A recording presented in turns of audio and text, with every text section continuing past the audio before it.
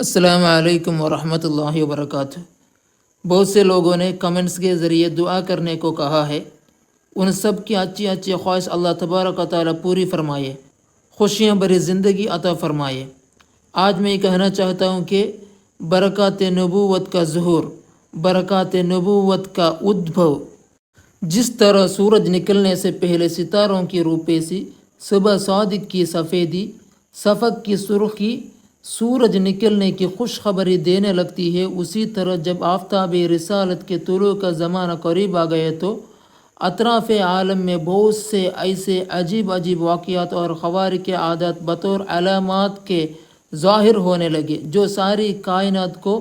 جھنجھوڑ کر یہ بشارت دینے لگے کہ اب رسالت کا آفتاب اپنی پوری آب و تاب کے ساتھ طلوع ہونے والا ہے۔ چنانچہ اصحاب فیل کی ہلاکت کا واقعہ، ناگہاں باران رحمت سے سرزمین عرب کا سرسبز و شاداب ہو جانا اور برسوں کی خشک سالی دفع ہو کر پورے ملک میں خوشحالی کا دورہ ہو جانا، بتوں کا منہ کے بل گر پڑنا، پارس کے مجوسیوں کی 1000 سال سے جلا ہوئی آگ کا ایک لمحہ میں بجھ جانا، کسریٰ کے محل کا زلزلہ اور اس کے 14 کنگروں کا منہدم ہو جانا، ہمدان اور کم کے درمیان 6 میل لمبے 6 میل چوڑے بحیرہ ساوا کا ایک بالکل خشک ہو جانا، شام اور کوفہ کے درمیان وادی سماوا کی خشک ندی کا اچانک جاری ہو جانا،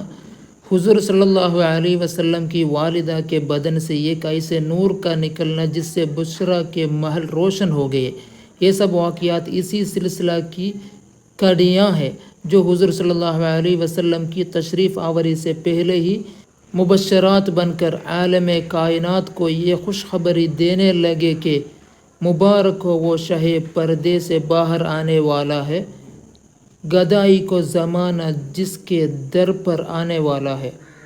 حضرات انبیاء کرام علیہم السلام سے قبل اعلان نبوت جو خلاف عادت اور عقل کو حیرت میں ڈالنے والے واقعات صادر ہوتے ہیں،